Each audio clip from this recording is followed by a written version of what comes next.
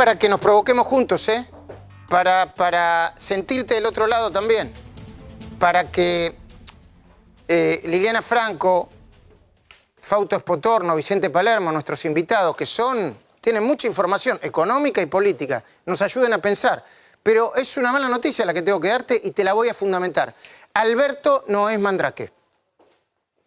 Hoy el expresidente de Uruguay, José Mujica, dijo, mitad en serio, mitad en broma, algo que es un gran disparador para que pensemos juntos. Y lo llevemos a fondo el pensamiento, ¿eh? Yo sé que no es época para hacerlo. Yo tengo ganas de hacerlo, discúlpame. Mujica dijo en una entrevista radial que la Argentina, para salir de sus crisis recurrentes, necesita un mago y no un político. Un mago y no un político. Y el expresidente, viste que es irónico, gracioso, te guste o no te guste, agregó, la Argentina tendría que elegir no a un Fernández, sino a un Mandrake. Es muy interesante escuchar el tono de Mujica, porque detrás de semejante ironía, detrás del humor, siempre se esconde, tarde o temprano, una gran verdad. Escuchá. La Argentina tendría que elegir no a Fernández, a Mandrake tendría que elegir. Se precisa un mago, muy político, pero como va a ser imposible elegir un mago, tiene un desafío muy grande. Primero tengo una muy mala noticia para darte, pero siempre es mejor que te la dé ahora. Y no que mañana te anden diciendo yo te avisé. Por favor, te lo pido. Es mejor que te la dé ahora, acordate lo que te digo. Y no que mañana te anden diciendo yo te avisé. Porque eso se llama expectativas. Espera. Ahora te lo voy a explicar sencillo qué significa. Expectativa es, no aguanto más al gobierno que está perdiendo, que se está por ir. No los aguanto más, que se llevan ya. Basta, estoy cansado. No solucionan nada. Imposible. Mirá cómo sube el dólar, no los aguanto más. Y el que viene, este sí que nos va a salvar, ¿eh? Ahora sí, este tiene la posta y nos salva. Ok. Por eso prefiero que me digas, después de un tiempo, que no yo te avisé, que te planteé la idea por lo menos. En efecto, Alberto Fernández no es Mandrake, ni Maradona. Ahora que volvió a erigirse Diego en una especie de Dios que todo lo podría solucionar. Viste que a los de Gimnasia ni le importa ya ascender. Ya tenemos a Dios, ya lo puede solucionar, ¿no? Facundo, buenas noches. Milagro, hola Luis, ¿cómo te va? Claro. Buscan el milagro. Diego está ahí, ¿viste? Hoy Lagarde escribió una nota en Clarín interesantísima porque dice que empezó a lavar los platos, rápido te lo digo. Empezó a lavar los platos. Se le engancha, como nos pasa a nosotros que lavamos mal los platos, el vaso con la taza. Se le traba. Entonces dice, che, se me trabó el vaso con la taza. Y le gritan del fondo de la cocina. Anda que te lo arregle Diego, que Diego te lo arregla, seguro. Bueno, es más, Alberto Fernández, y esto lo digo en tono descriptivo, no despectivo, Alberto Fernández ni siquiera es comparable con ninguno de los líderes ni estadistas que gobernaron el mundo durante las décadas del 80 y del 90. Pero no lo digo en contra de él, lo digo de una manera descriptiva. Ahí está Vicente Palermo, que debe saber bastante eso. No es comparable en términos de envergadura, ni de tiempo, con Felipe González, con Tony Blair, con François Mitterrand, para darte solo los ejemplos más notables. En efecto, Alberto Fernández es un abogado especialista en derecho penal con alguna experiencia de gobierno durante la presidencia de Néstor Kirchner y medio año en la presidencia de Cristina. Eso es Alberto Fernández. Perdón, nada más y nada menos que eso. De nuevo, no estoy siendo despectivo, sino descriptivo. Pero Alberto Fernández, quien todavía no ganó las elecciones del próximo 27 de octubre, estas son las benditas expectativas, sí gana, porque hay que preguntarse si todavía en el gobierno no confían dar las vueltas. Porque el hecho de que planteen la idea los hace competitivos. Pero te decía, si gana, Alberto Fernández gobernará en un país y en un mundo, y esto es básico, cuyos electores, y estoy hablando de vos y de mí, se vuelven cada vez más impacientes, más exigentes, más volátiles, más indignados. Liliana Franco, buenas noches. ¿No es así? Absolutamente. Un mundo distinto. Por eso yo me animaría a recomendarle, sin ninguna soberbia,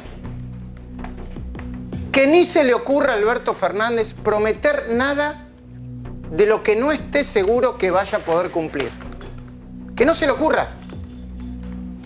Ya bastante promesa vaga y difícil de cumplir es su frase que sostiene que todo lo que ya hizo bien con Néstor Kirchner lo va a volver a hacer perfecto si es que le toca hacerse cargo. Yo te digo, te la cobran, tarde o temprano, te la cobran, ¿eh?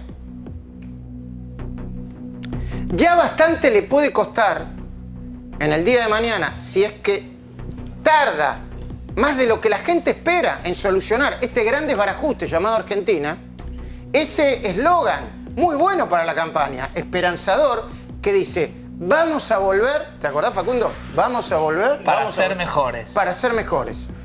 Es buenísimo para la campaña, vamos a volver para ser mejores. Pero en cuanto se demore en obtener las soluciones, le van a empezar a preguntar, ¿mejores a quién? Ojalá que no se demore. A ver, no está en mi ánimo plantear y tirar mala onda. Yo sé que es momento de expectativas cruzadas. Pero la política y la economía es un juego de expectativas. Nada más y nada menos. Mirá, Potorno me dijo 20 veces, Luis, entendelo, hoy los mercados se anticipan a las expectativas. Por eso el 12 pasó lo que pasó, ¿no? Exactamente. Gracias, Fausto. Por eso pasó lo que pasó, porque el mercado se anticipa a lo que cree que va a suceder. Suceda o no suceda. Es medio loco, ¿no? Es así. Y el problema es que la confianza y las expectativas en Argentina, obviamente, en Argentina quizá más, y en el mundo, cada vez se desvanecen más rápido. ¿Entendés que cada vez se desvanece más rápido? Si se pudiera plantear aquí y ahora cuál fue el primer gran, enorme error del gobierno de Macri, la respuesta, a mi entender, debería ser, todo esto lo vamos a hablar ahora, con Vicente Palermo que yo llevo. Gracias, Vicente, por favor. Gracias a vos. La respuesta debería ser el pésimo manejo de las expectativas y el tiempo de confianza. A ver, si uno dice, ¿por qué a Macri le fue como le fue en las PASO? Mi respuesta sería, por el pésimo manejo de las expectativas y de la confianza. Con el diario El Lunes te lo digo, ¿eh? Sí, con el diario El Lunes, claro. Da la sensación de que Macri nunca entendió por qué lo votaron. Y que tampoco terminó de entender por qué el 11 de agosto obtuvo mucho menos votos que Alberto Fernández en las PASO que todavía lamenta. Un palazo, dice. Quizá no se dio cuenta que pasó. Pero ahora, con el diario El Lunes, dirás vos, sí, con el diario El Lunes, yo te podría decir que a Macri lo votaron no por sus increíbles virtudes, lo votaron por el hartazgo que en ese momento producía el autoritarismo, la prepotencia y muchas de las medidas económicas del gobierno de Cristina. Sí. Y por supuesto, los escandalosos casos de corrupción que se están jugando ahora mismo en los tribunales de Comodoro Pi y que yo, como ciudadano, y espero que vos también, votaras no importa quién votaste, lo sigas sosteniendo. Ahora le voy a preguntar a Cecilia, a Hugo Machiavelli, a Facundo. Che, esta pregunta que me hago todos los días. Che, los votos no garantizan impunidad, ¿eh? Espero que no. Y a Macri lo votaron también porque una buena parte de la Argentina rechazó en ese momento, y en estas circunstancias, el cepo, la devaluación y también la manipulación de las estadísticas oficiales. Pero a mi entender, Macri se equivocó y mucho cuando supuso que el solo cambio de gobierno generaría la confianza suficiente para que llovieran inversiones y la Argentina volviera a crecer. Ahí hay un problema con las expectativas. Ahí hay un problema grave. Porque entonces dijo Macri, palabra más, palabra menos, que en su administración la inflación dejaría de ser un problema. Yo no tengo el textual, pero dijo más o menos eso. ¿Inflación? Problemita. Sí, lo consideraba un problema menor. Bueno, un problema menor, eso. Que su promesa central sería bajar la pobreza, cuando ya veníamos de una pobreza estructural importante, hasta llegar al nivel cero. Ahí creo que había un problema de discurso, porque él sabía que no iba a llegar de la noche a la mañana. Pero decía, yo trabajo para llegar al nivel cero. Pero generó un problema de expectativa. Y que todo sería mejor, porque la Argentina dejaría de practicar recetas estrambóticas y empezaría a crecer. Como Chile, como Perú, como Colombia, como Paraguay. La verdad, desde el punto de vista de la confianza y las expectativas, voluntarismo puro, magia. Ahora se puede agregar magia Durán Barbista, dicen sus ácidos más críticos. Pero si el presidente hubiera tenido un buen manejo de las expectativas, habría empezado su mandato detallando la envergadura de la herencia que le dejó Cristina Fernández. ¿Entendés lo que te digo? Seguro que sí. Pero como sus asesores le dijeron que blanquear semejante bomba de tiempo económica asustaría al mundo, que estaba ansioso y dispuesto a invertir en la Argentina, Macri eligió disimularlo. Hasta aquí voy bien, ¿no? No explicitarlo. Entonces se quedó sin luna de miel. Macri no tuvo luna de miel y lo eligió él, ¿eh? Porque haberlo blanqueado la herencia le hubiese permitido justificar medidas más duras y más urgentes como las que algunos dicen necesitaba la economía del país. Como le dijo en su momento Carlos Melconian antes de asumir. Melconian le dijo: mirá, Mauricio, es mejor hacer todo una vez cuando todavía gozás de altísima confianza, porque cuanto más te demores, más te va a costar. Porque ni siquiera vas a tener la mayoría parlamentaria para imponerla. Pero la verdad es que Macri rechazó el diagnóstico de Melconian y de otros Melconian, y la sugerencia, y atribuyó la mirada de Melconian y otros economistas a una cuestión de ego. Lo demás es conocido. Macri eligió el gradualismo. ¿Qué hizo? Optó por pedir crédito al mundo. Porque las tasas al principio parecían apropiadas. Cuando empezaron a prestar estaba bien. Solo, a mi entender, digo, sin ser economista, se olvidó de aplicar el gradualismo en la recuperación de las tarifas que Néstor y Cristina decidieron congelar, provocando, Néstor y Cristina, una bola de nieve que hizo pasar a la Argentina de país con soberanía energética a otro con déficit e importador de gas y no sé cuántos otros combustibles más, ¿no? Prácticamente. Petróleo también. Petróleo también. De Bueno, 6.000 millones de superávit a 6.000 millones de déficit. bueno, hasta Con, acá me... además, destrucción de stock. Sí, con la destrucción. Bueno, claro, ¿ves? Los economistas dicen destrucción de todo. ¡Desastre! El presidente y su equipo tendrían que haber dicho: che, destruyeron el stock, y explicarle qué era lo que estaba pasando. O mejor dicho, Macri, voluntarista, creyó en su intuición de que los argentinos ya estábamos maduros como para comprender que la energía es cara en todo el mundo y que la manera de crecer en forma sustentable y con sangre, sudor y lágrimas y sacrificio es o ahorrar energía y empezar a pagarla lo que corresponde. Entonces cuando decía: che, no gasten mucha luz, la gente decía: pero ¿cómo me está llevando? Me quiere llevar a otra dimensión. Entonces Macri creyó que estaba haciendo gradualismo porque todavía el hartazgo hacia los modos de Cristina y el rechazo a la mega corrupción de su gobierno le alcanzaban. De hecho, ganó las elecciones legislativas de 2007 con el 50 y pico % de los votos. Pero ya le estaban advirtiendo que cada vez le era más difícil imponer sus ideas y sus medidas. ¿Por qué?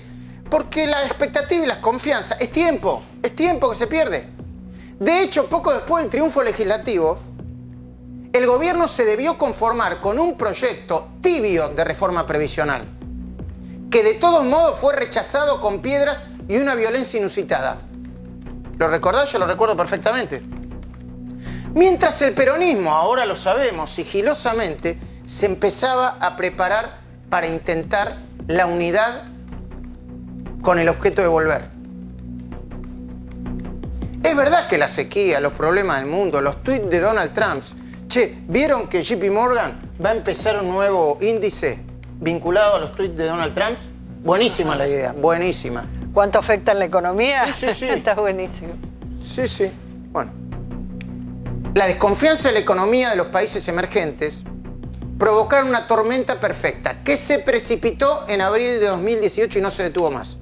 Pero también es cierto que ni él ni nadie de su gobierno comprendieron, ni entonces ni después, cuánto daño le estaban haciendo a las pequeñas y medianas empresas, a los cuentapropistas, a los trabajadores informales y a una nueva parte de la clase media y media baja que habían votado por él y que poco a poco le fueron dando la espalda, hasta castigarlo con el palazo que ni siquiera el presidente vio venir. Es cierto, cuando lo votaron y ganó en 2015, muchos argentinos a Macri, porque esto es la esperanza también, ¿no? La esperanza al modo argentino. La esperanza al modo argentino es: listo, ya tenemos a El Salvador. Es exitismo. Y el pesimismo es odio, es: ahora hay que sacarlo a esto porque ya no lo aguanto más. Empezaron a ver a Macri como Mandrake. alto, rubio, de ojos más celeste o verde, como los que tiene, no sé. Este es el juego de las expectativas. De la esperanza necesaria que se precisa para seguir viviendo y soñar con un futuro mejor. Perdón que me ponga muy filosófico. Y ahora Alberto, dirigente del peronismo porteño, sin territorio, pero con un excelente manejo de la política puertas adentro, está empezando a ser visto por mucha gente como vos y como todos nosotros. Mucha gente que lo votó y quizás gente que no lo votó. Como casi perfecto. ¿Por qué? Porque mucha gente no aguantaba ni aguanta el daño que sintió que le hizo la política económica de Macri. Pero Alberto no es Mandrake, ni David Copperfield. Ni es alto, ni rubio, ni bonito, ni tiene aire de estadista. No le estoy bajando el precio. No tiene aire de estadista. Porque en el mundo ya no hay más estadistas. No sé, por ahí alguno, qué sé yo, Merkel dicen que quedó por ahí. ¿No? Sí. Con el exitismo tan argentino que nos caracteriza. Te digo, casi como la ilusión que tienen todos los que aman a Maradona, yo me incluyo, de que evite el descenso a Gimnasia. El Lobo de la Plata. Solo porque tantas veces lo confundimos con Dios. Me mostraron la tabla. Está difícil. Está difícil, ¿no? Y tiene 10 puntos abajo. Claro. Pero bueno, es Maradona, ¿no? Bueno, yo esta película ya la vi.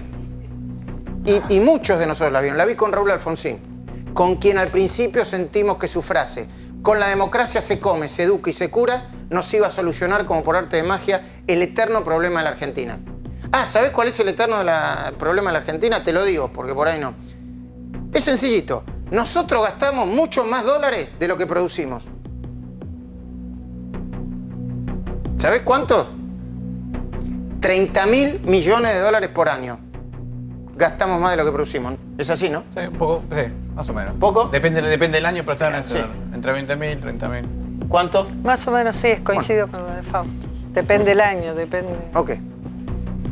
Entonces, nos pasó con Alfonsín, con Menem, a quienes muchos vieron como el salvador que venía a solucionar la hiper que había dejado Alfonsín. Decían, andate Alfonsín, andate pronto, que ahora viene el nuevo salvador. Y de paso, además de salvarnos, nos iba a solucionar todos los problemas de la vida. Fernando de la Rúa y Chacho Álvarez. ¿Quiénes eran? ¿Por qué lo votamos? Porque tenían la fórmula para terminar con la corrupción del menemismo mientras sostenían la convertibilidad, que ya se estaba viniendo a pique, ¿no? Hasta que la convertibilidad estalló. ¿Cuándo? En 2001. Y después vino Duhalde, hizo el trabajo sucio a Kirchner. Y empezamos a soñar con Kirchner. Che, qué autoridad presidencial tiene Kirchner, ¿eh? Kirchner restableció la autoridad presidencial, escribíamos todos. Kirchner se había beneficiado del trabajo sucio que ya había hecho su antecesor, Eduardo Duhalde. Y Kirchner, que tenía mejor manejo de las expectativas que Macri, estiró la ilusión de una economía saludable hasta que la inflación empezó a resucitar. ¿Y sabés qué hicieron? ¿Qué hicieron?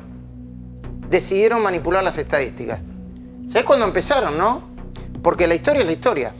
En enero de 2007, y Alberto Fernández era jefe de gabinete. Yo se lo dije a Alberto Fernández, me dijo que me había equivocado. No, perdón, no quiero discutir con un candidato a presidente. No. Empezaron en enero de 2007 a manipular los índices de inflación. Sí.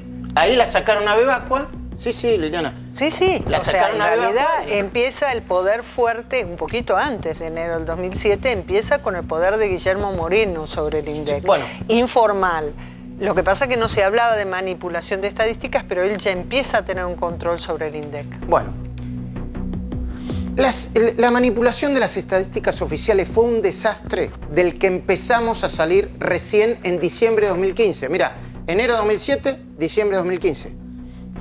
Pero que el gobierno de Macri no supo poner sobre la mesa, como se dice ahora, en valor, porque tenía miedo de que el mundo no nos prestara un peso. Y ahora resulta que cuando todavía no tuvo lugar la primera vuelta, ya hay quienes sostienen en este peligroso juego de expectativas que Alberto, a pura base de confianza, ahora lo vamos a hablar, va a empezar a solucionar un problema de fondo que acumula ya 70 años de frustraciones, o 80, depende de quién lo mida. Y dicen que lo va a hacer con un acuerdo económico y social de precios y salarios que va a empezar el año que viene por 180 días, que va a ser la base para aumentar los niveles de consumo y empezar a crecer. No me dieron el plan, ni me dijeron que no iba a ser los ministros. Vos tenés un ranking de de economistas a los que escucha más, Alberto. Después me lo vas a dar. Después me lo vas a dar a ver que están bien de consulta permanente. A ver si alguno se convierte en ministro. Pero es cierto lo que decís de acuerdo de precios y salarios. Claro, lo están planteando. Yo digo que está bien que le planteen esperanza a la gente, pero lo están planteando y algunos están planteando ya la idea, ¿viste? Porque se contagia. El optimismo fácil también se contagia. Dice, mira, va a ser relativamente fácil esto, porque Macri ya hizo el trabajo sucio, se lo voy a preguntar. ¿Ya hizo el trabajo sucio Macri? Con la devaluación y con el déficit. Y dicen que Alberto va a renegociar con el fondo, que el fondo le va a hacer caso, y porque el fondo va a tener que comprender que para empezar a pagar primero tiene que dejarnos crecer. Entonces, lo del fondo van a decir, tenés razón, Alberto. Que como es un gobierno peronista, dicen algunos, les va a resultar más fácil, escuchá Vicente, imponer o aprobar leyes que se necesitan urgente, como la ley laboral, la ley previsional y una reforma impositiva que en vez de trabar el crecimiento sea más justa y resulte más productiva. Todo eso dicen alrededor de... Y lo repiten muchos empresarios. Hay como un contagio, ¿viste? Y lo repiten muchos sindicalistas. Por eso, yo no es que te quiera arruinar ninguna fiesta, pero prefiero ir paso a paso. Prefiero preguntar, por ejemplo, ¿vamos a llegar bien a octubre? No es que sea un pájaro de mal agüero, ¿eh? O el dólar de nuevo nos puede complicar el día a día. Se lo voy a preguntar enseguida a Fausto. ¿Es una locura plantear que Macri y el gobierno puedan dar vuelta a la historia? ¿Y sabés por qué te lo pregunto? No porque tenga ninguna estadística, porque Argentina es un cisne negro todo el día dentro de otro cisne negro que mañana tiene otro cisne negro adentro. Te pregunto, ¿Alberto va a recibir una bomba tan difícil de desarmar como la que recibió Macri y no explicitó? Otra pregunta, económica y política. ¿O tenemos que ser más optimistas y esperar el milagro después de tantos años de frustraciones? Antes de empezar a hablar con mis invitados, yo te quiero hacer ver y escuchar algunas ideas que planteó alguien que viene del campo de la cultura ayer en la cornisa, José Nun, porque se metió en el kit de la cuestión, en la igualdad, en la desigualdad, en los impuestos, en lo que se puede decir y lo que no se puede decir, en el optimismo ciego y el pesimismo racional. Escuchá lo que dice un intelectual como José Nun, hablando de expectativas, de economía, de vos y de mí. Yo hablo de una reforma impositiva. Fíjese usted que todos los candidatos principales están hablando de reforma impositiva, pero no explican de qué se trata. Y en realidad, de lo que se trata, en el caso de ellos, de los candidatos, es de hacer que los grandes capitalistas paguen menos. Es decir, hacer todavía más regresivo el sistema impositivo argentino. El sistema impositivo argentino tiene una matriz que estableció Martínez de Oz durante la dictadura militar. Y esa matriz ha recibido parches, ha recibido cambios parciales, pero no ha sido modificada en lo esencial. Es una matriz por la cual pagan más los que menos tienen. Entonces, a mí me gustaría que firmaran un compromiso los candidatos de que van a hacer una reforma impositiva progresiva, en la que paguen más los que más tienen. Para eso, lo que hay es que modificar las tasas. Es bastante explicable, ¿no es cierto?, que Guido Infran u otros gobernadores no tengan absolutamente ningún interés en hacer una evaluación fiscal de los campos como corresponde. José, el resultado de esto, sí, el resultado de esto es que recaudamos 10 veces menos en términos del PBI por concepto del impuesto inmobiliario rural de lo que hace Australia, de lo que hace Canadá, de lo que hace Estados Unidos. Y déjeme hacer recaudamos exactamente el 0,3%. Bueno, acá está planteando una reforma impositiva que será muy discutible, pero que yo me parece que hay que ponerla sobre la mesa, ¿eh? Porque el problema no es los impuestos que pagan, el problema es la cantidad de impuestos indirectos y locos como el impuesto a los ingresos brutos, etcétera, la cantidad de impuestos. 163 creo que son. 163 impuestos. Entonces, 163. Recaudás poco por unos impuestos porque recaudás mucho por uno. Argentina tiene todos los impuestos que existen en el mundo, los tiene Argentina. Todos. No es que tenemos mucho la ganancia, tenemos mucho de todos. Y es correcto lo que dice Nun, en realidad terminan pagando los que menos tienen, porque justamente tenés una cuestión que con el IVA pagamos todos. El impuesto inflacionario. Bueno, ese ni que en- hablar, en- ese ya... En realidad lo que te pasa es que a medida que aumenta la presión tributaria hay menos espacio para hacer progresismo o regresismo. Claro. Ejemplo, si vas al comunismo, todos pagamos 100% de impuestos, ya no hay posibilidad de hacer un impuesto progresivo o otro regresivo. Son dos años. Vamos a preguntas claves Sí. que quise plantear como preguntas en este editorial. ¿Alberto va a ser rubio, alto y ojos celeste y nos va a salvar a todos porque Macri ya le hizo el trabajo sucio? No, A ver, ni a patadas. ¿qué país va a recibir si es que gana, si es que no se recupera el gobierno? Vamos a relativizar todo, porque Sí. yo no quiero comprarme Es ningún más, bus. la pregunta sería, ¿qué país va a recibir el que venga? Sí, exactamente. Una parte, ponerle el tipo de cambio ya está más alta, digamos, en un tipo de cambio que a largo plazo equilibra las cuentas externas. La balanza de pago del déficit en cuenta corriente del sector externo está equilibrado y el déficit primario se está equilibrando. El financiero. Pero el tema es ese, el financiero no está equilibrado y Argentina en ese sentido es como un alcohólico. Argentina no puede tener déficit fiscal. Esto yo no sé si lo podemos sellar en algún lugar. Otros países pueden tener déficit fiscal porque otros países tienen sistema financiero. Entonces el Estado pierde plata y va y pide prestada. Argentina no tiene sistema financiero, entonces no puede tener déficit Pero fiscal. si el próximo punto. presidente va y le dice al fondo, che, necesitamos tener un poquitito de déficit para crecer, ¿qué va a ¿De pasar? dónde saca la plata? ¿A mí me preguntás? Claro. Ah, yo no tengo la menor ¿Qué te idea. da? El fondo dice, te puedo dar un poco, pero un poco. Pero te puedo dar, por ejemplo, para pagar la deuda.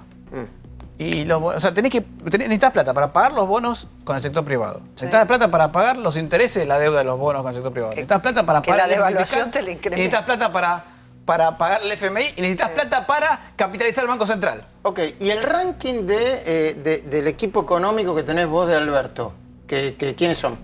Esa nota la hice justamente porque hay muchos que hablan, entonces dije, voy a la fuente y pregunto, si quiero saber de economía, el pensamiento de Alberto, ¿quiénes son los economistas autorizados para hablar y en qué orden? ¿Y en qué orden? A ver. El orden, Primero. Matías Culfas, primero. Primero Matías Culfas, para que Matías anote. Culfas Sí. es un economista más ligado al sector productivo, Sí, si y querés. el que menos habla públicamente. Aparte. Bueno, Sí. estuvo casado, pobre, se fue de luna de miel. No, Sí, está bien, está te bien. explico. Pero no habla igual públicamente. Habla Debe hablar menos. con su mujer, supongo, Bueno, pero no. Cecilia Todesca es alguien no muy conocido, es conocido por su apellido, por La su hija padre, de- pero en realidad es una economista que no es tan conocida, digamos, mediáticamente. Si Sí. querés, Que cada vez que la llamamos nos manda un emoticón con una...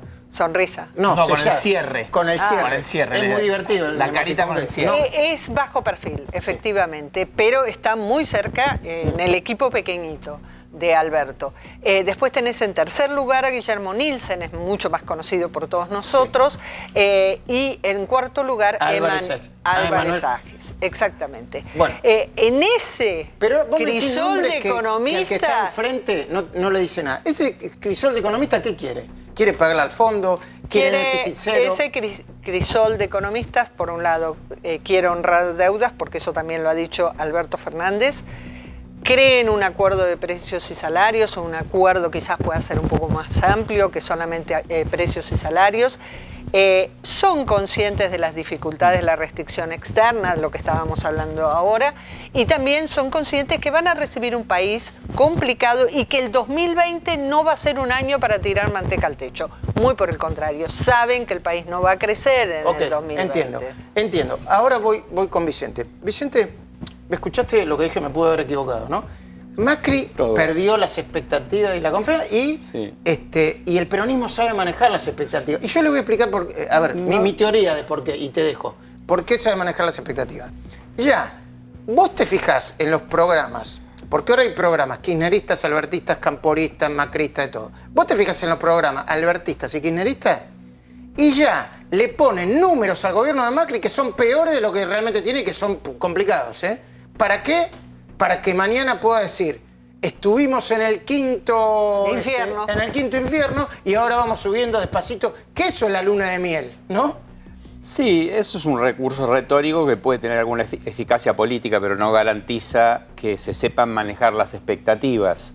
No quiero entrar en la historia de los sucesivos peronismos, que no demostrarían eso, pero sí quiero decir una cosa paradójica, a favor de Alberto Fernández.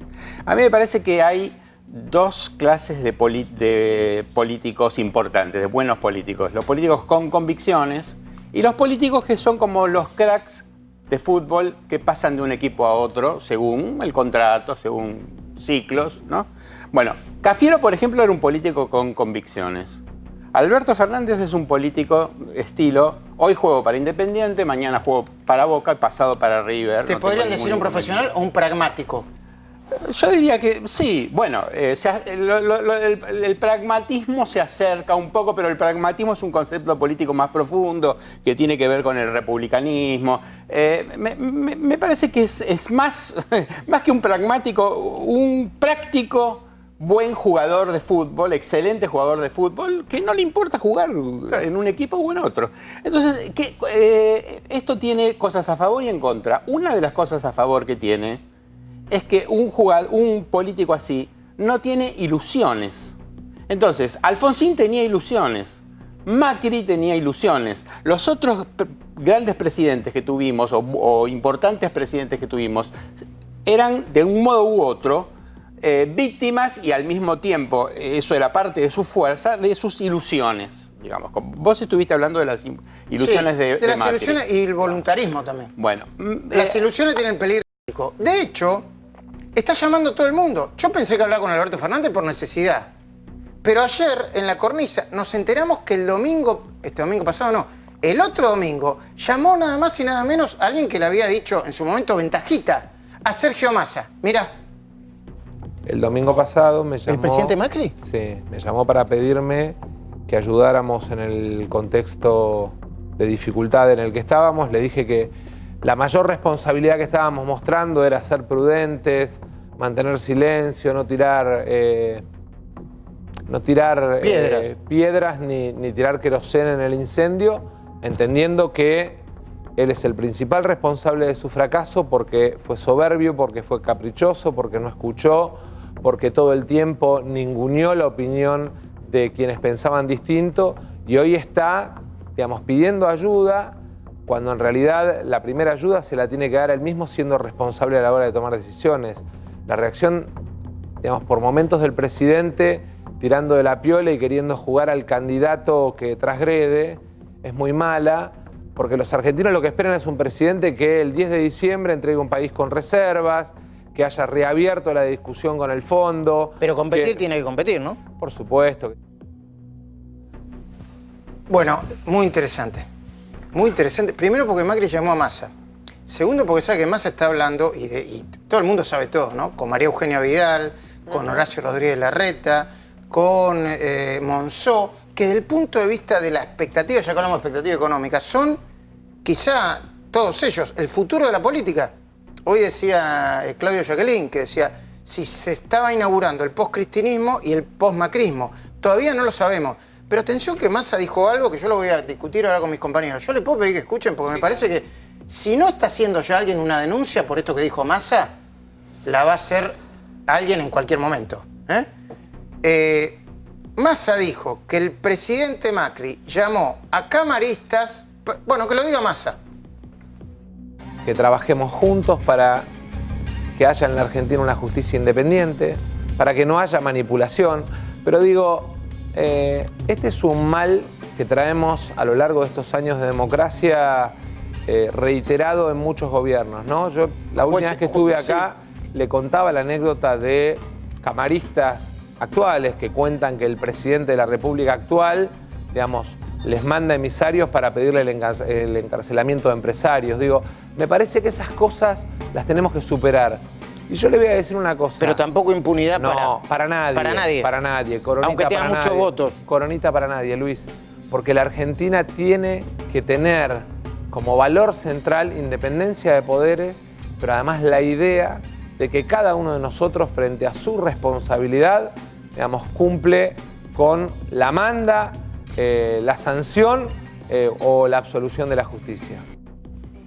Bueno, interesantísimo, ¿eh? Yo lo quiero poner sobre la mesa, ya que estamos hablando de argentinas que cambian, de expectativa, confianza. Massa acaba de decir, me dice que me lo dijo otro domingo, y si me lo dijo yo, perdón, no presté atención. Massa acaba de decir que Macri mandó emisarios a camaristas para que metan preso a un empresario. Si eso es verdad, ¿ustedes saben qué empresario, qué emisario? No tengo claro, pero la verdad suena... que estaba hoy quería llamar y suena no. grave eso. Sí, Bueno, se sabe que... Vamos a uno, sí. No, suena grave. Charlábamos recién con Hugo y con Ceci si no es plausible que el Consejo de la Magistratura tome esto como una revelación para profundizar. Si se puede, si seguramente algún abogado, que hay muchos, dando vueltas ahí en Comodoro Pi, que suelen hacer denuncias, presenta alguna denuncia y si se le da curso, si es que hay una existencia de un delito detrás de estos dichos, ¿no? Claro, evidentemente, posiblemente llamara más a declarar como testigo y que brindara el nombre eventualmente del camarista si es que lo supiera, ¿no? Bueno, Luis Novarecio después le preguntó y Massa dijo, no, lo dejamos acá, no quiero decir, no quiero avivar más el fuego, pero si estas cosas suceden, porque esta es otra gran pregunta que nos hacemos. Yo estoy seguro que vos estás del otro lado, vos hayas votado, quien haya votado, vos querés que los jueces sigan haciendo el laburo que tengan que hacer. Y ahora lo vamos a presentar con las causas que hay abiertas, que son muchísimas. ¿Qué me decís? No, y lo que digo es, también hay gente que puede decir que habla de parte de alguien y eso no es así. Entonces, se sabe que hay operadores judiciales, esto no es una novedad, pero también hay que hilar fino y me parece que la justicia tiene un trabajo por hacer en ese sentido puntual. Y hay una realidad en Comodoro Pi, tanto como en la Corte Suprema, lo que decían es que el macrismo nunca supo poner en una sola o en dos personas el rol de operador o el rol de vínculo entre el Ejecutivo y la Justicia, sino que había varias personas que siempre supuestamente llevaban mensajes del Ejecutivo. ¿Qué dicen cerca de Alberto Fernández, hablando de la justicia? Que Comodoro Pi se acomodaba solo. Que los jueces se van acomodando al calor de los votos. Bueno, yo espero que no sea así. Yo espero que los jueces hagan lo que tengan que hacer. Mirá, algunos dicen que yo tengo una obsesión con Moyano y con el sindicato de camioneros. La semana pasada tuvimos una muy buena noticia, que es que la denuncia que nos hizo Moyano y Germano, diciendo que nosotros trabajamos en sus denuncias junto con agentes de inteligencia, la AFIP, era mentira, y que nosotros lo que hacíamos era dar información. Mirá, yo sé que Alberto Fernández, o quien sea, o el gobierno que sea, necesita de los gremios para generar acuerdos de precios y salarios. Pero una cosa son los gremios legítimos que defienden sus cosas, y otra cosa son sindicalistas, patoteros y prepotentes que hacen cualquier cosa. Ya no defender a sus afiliados, sino quedarse con pequeñas empresas transportistas, mientras persiguen y las destruyen y las saquean. Nosotros ayer presentamos esto, y esto no es ni en contra de Macri ni de Alberto Fernández, es a favor de que las cosas sean como tienen que ser.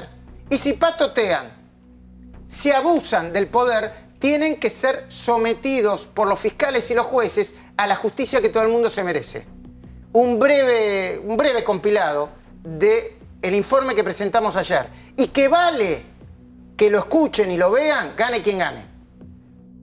Y ahora vas a conocer una nueva historia de extorsión en la que el clan Moyano fue tan destructivo que hizo desaparecer a la empresa. ¡Me robaron todos los camiones! ¡Me destruyeron! Este es el corralón de materiales El Ombú, que funcionó hasta abril del año pasado, pero dejó de funcionar porque su dueño, Ricardo Vázquez, no se dejó extorsionar por el sindicato de camioneros de los Moyano. Ricardo, ¿qué es lo que pasó con su corralón de materiales El Ombú? Bueno, al estar en un espacio que es del Estado argentino, el ferrocarril, por un aprete que tuve, se dio después que mandaron a Moyano, a Matanza, a... ¿Qué Moyano?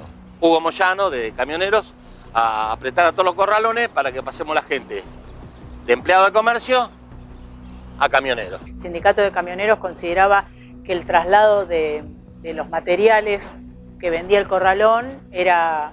El chofer era camionero y no comercio, cuando en realidad no es así porque no era el kilómetro que hacía el camión, no era el suficiente como para hacer. El motivo era liquidarlo a Ricardo Vázquez.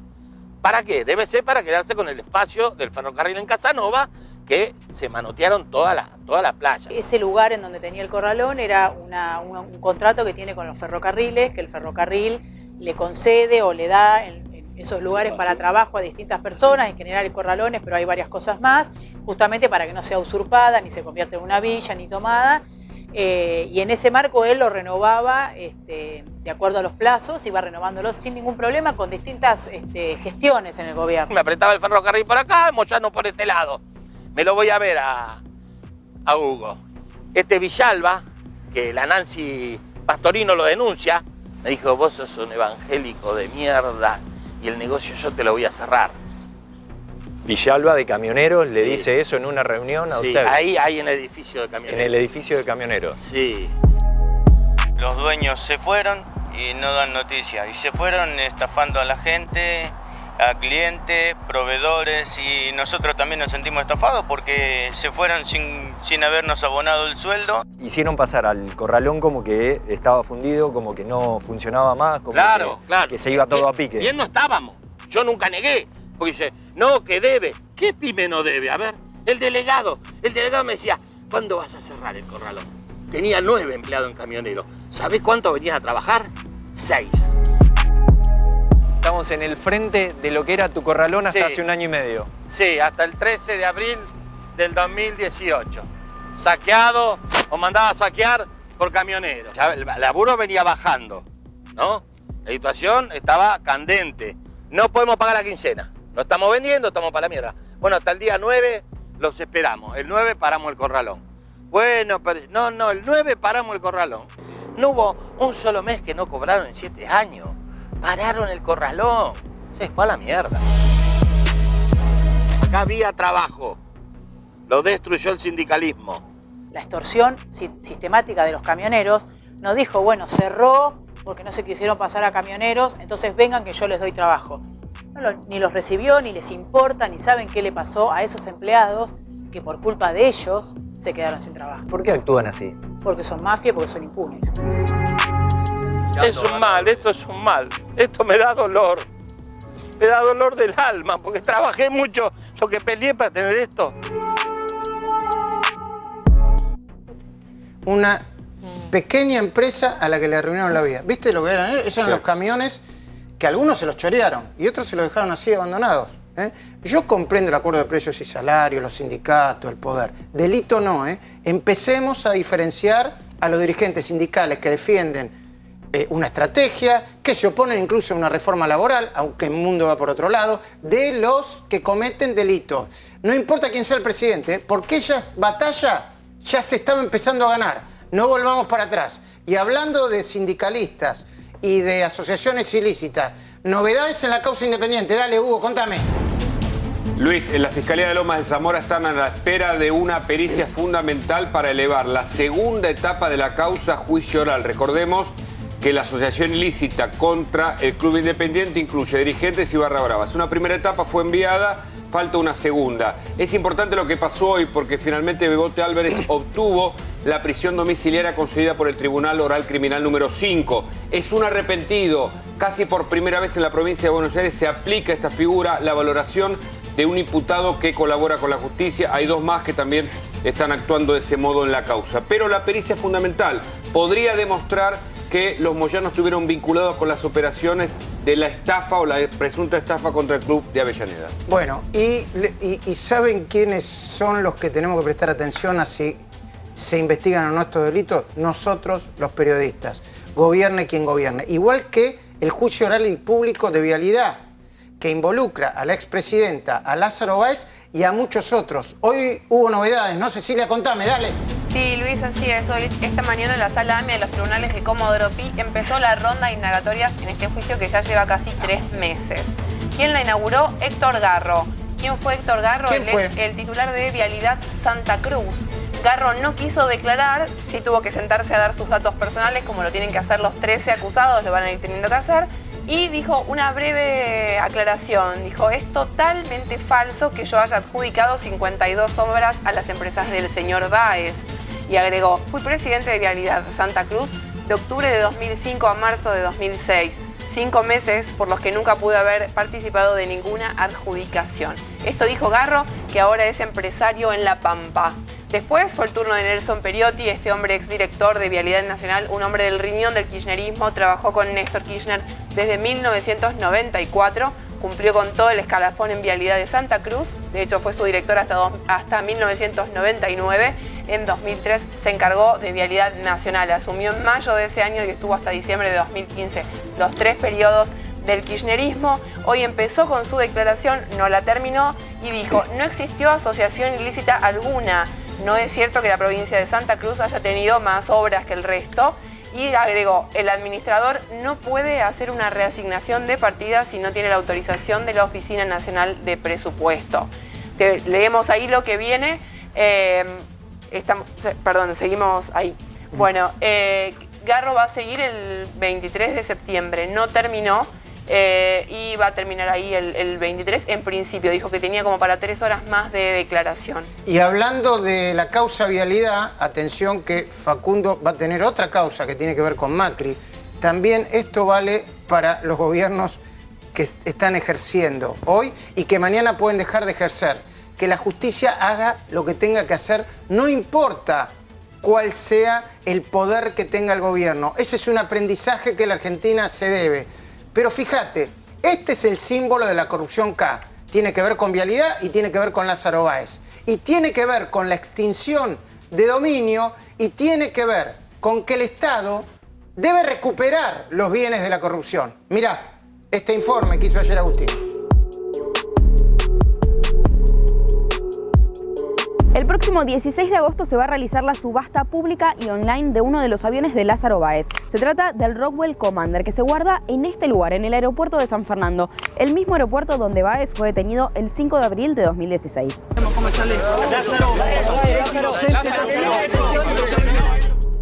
Bueno, este es uno de los aviones que utilizaba Lázaro Báez, una empresa vinculada con Lázaro Báez, que está secuestrado hace más de 3 años y que la última vez que voló fue en el año 2016, comienzo de enero del 2016, y que es desde ese momento que no tiene ningún uso.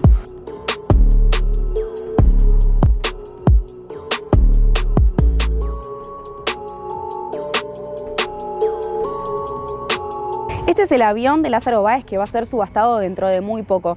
Está tasado en más de $200.000, sin embargo, hoy se ofrece a precio de outlet. Está fijado básicamente en la mitad de precio, a partir de $110.000.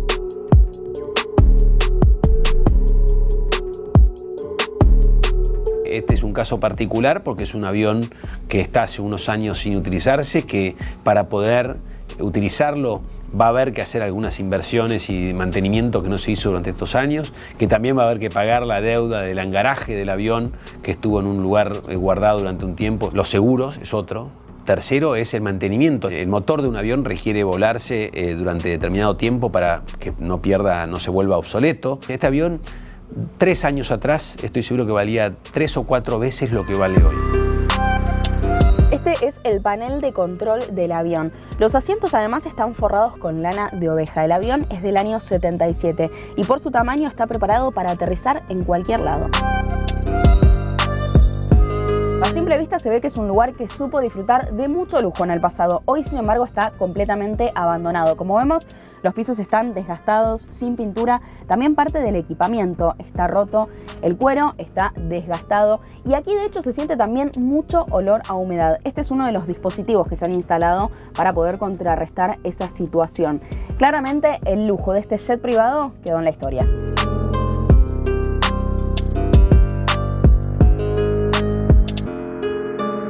Está en plena vigencia, el decreto no fue rechazado por ninguna de las 2 cámaras en el Congreso de la Nación Argentina, con lo cual ese DNU, que arrancó como un DNU, tiene rango de ley y hoy está plenamente vigente. No tiene sentido que los argentinos paguemos por mantener un bien, en este caso un avión, que es costoso de mantener y que el Estado no necesita.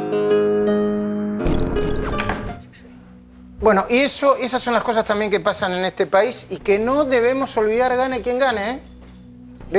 Yo voy a repetir este concepto hasta que asuma el nuevo presidente, sea quien sea.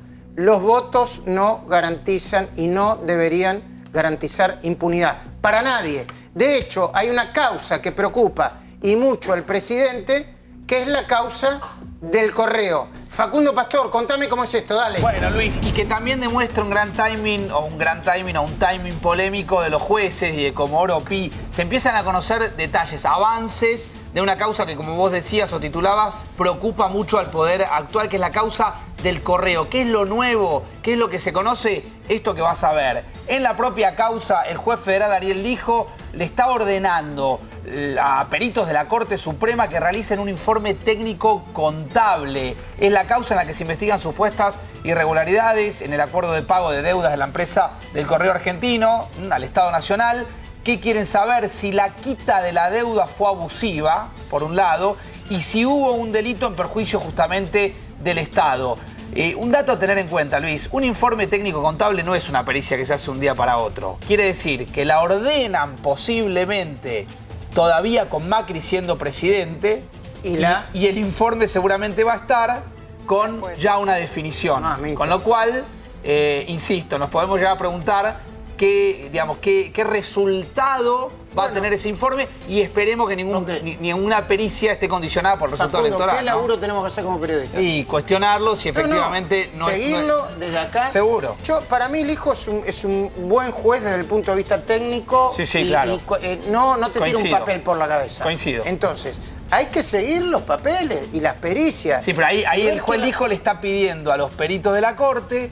La Corte está en un año muy particular, a partir de octubre hay cambio de presidencia. Digo, son todos datos que nosotros periodísticamente tenemos que evaluar, tenemos que poner arriba de la mesa. Que hablemos de pericia y de política? Hablemos del caso Nisman. Bueno.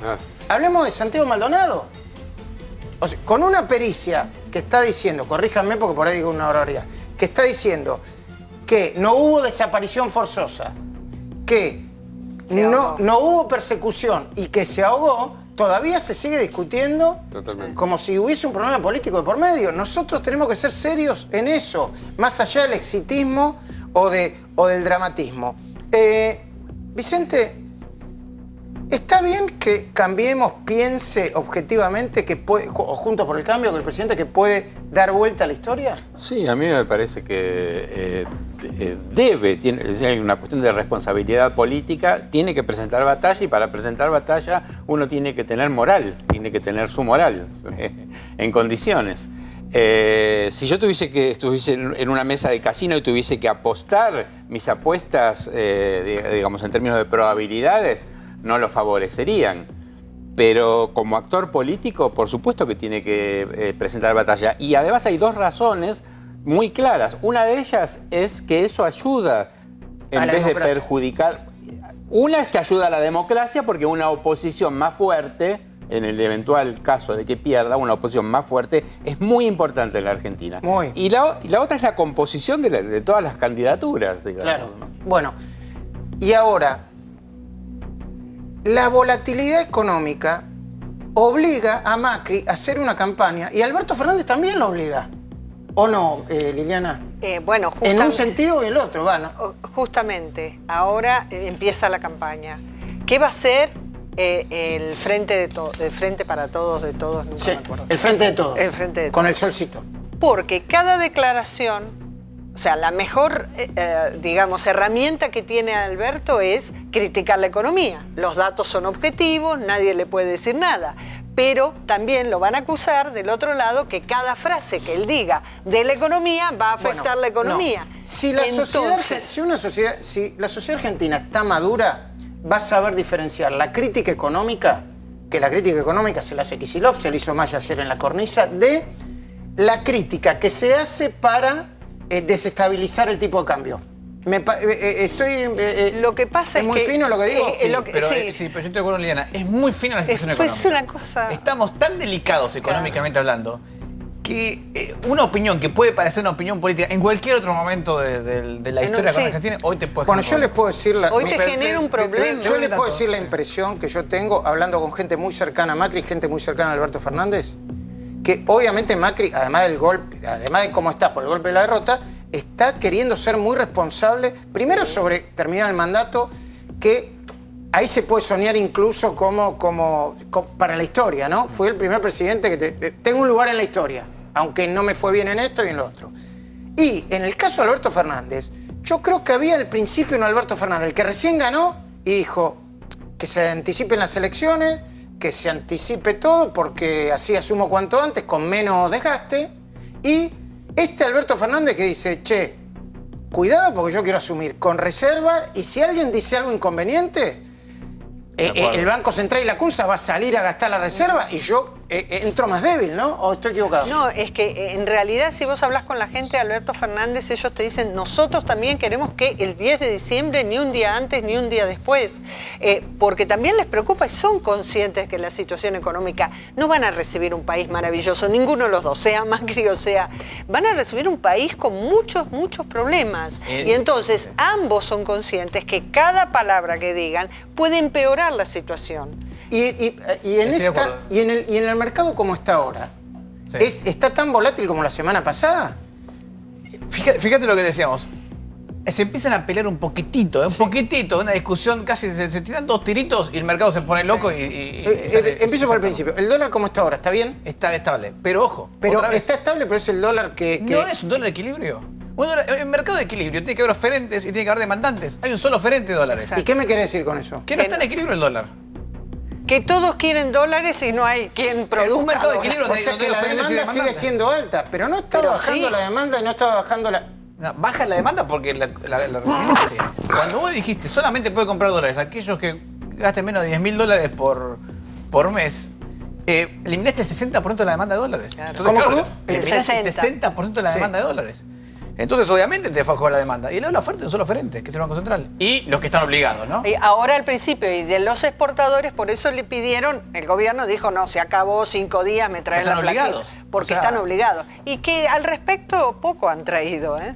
Poco han liquidado. Porque el problema es que no estás obligado a liquidar, pero no a exportar. ¿Les puedo pedir un favor? Cuando volvamos en segundos, yo les voy a pedir que me hagan una conclusión sobre qué país, pero en términos políticos profundo, grueso, digamos, y económico y financiero, va a recibir el próximo presidente, ¿sí? Claro. Los Haroldos, vinos finos con Ángel. Los Haroldos State. Mucho más de lo que esperás.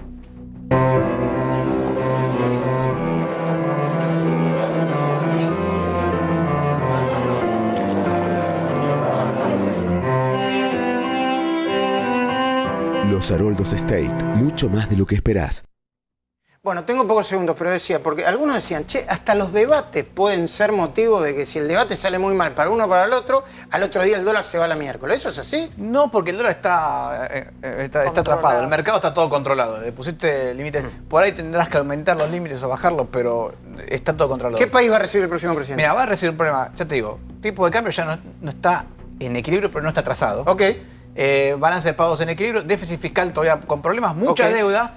Y una falta de credibilidad fenomenal sobre la moneda y sobre la política económica. Gane quien gane. Gane quien gane. Vicente.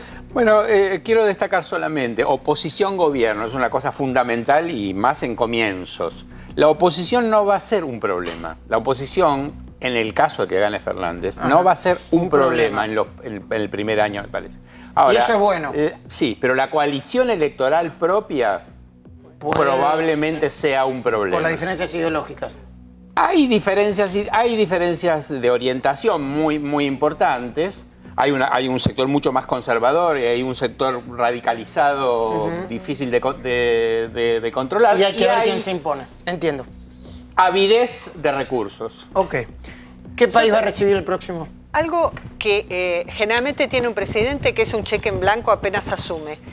Si gana Alberto, todos van a estar esperando señales muy concretas de qué es lo que va a hacer. O sea, generalmente cuando asume un presidente tenés expectativas positivas. En este caso todos van a estar esperando señales muy concretas para ver, sí, confío, invierto, confío, vengo. O sea que al otro día que asuma, si da determinadas señales, el mercado puede decir una cosa o la otra. Yo creo que igual van a esperar un poquito más de lo habitual. ¿Van a esperar que después de asumir?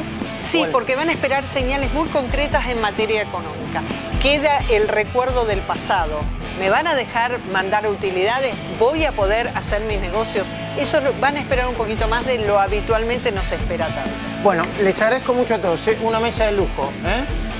Gracias Liliana, gracias Vicente, gracias Fausto, gracias Cecilia, gracias Hugo. Bueno, la excepción como siempre Facundo Pastor. La oveja negra. Sí, algo y te portaste mal. Yo sé que vos sos un pensador y un intelectual. Me imita este irresponsable. Pero lo hace bien. Me imita. ¿Puedo hacer una pregunta a Vicente, cortita? Dale. Vicente, ¿usted vive en Palermo? No. Genial, pero... El chiste chiste tonto. No, yo vivo entre Almagro y Boedo. No, ya Mañana sé, en soy de vivo, San Lorenzo. Sí. a las 10 de la noche, 4 días. Y todavía se sigue llamando así este programa, ¿no?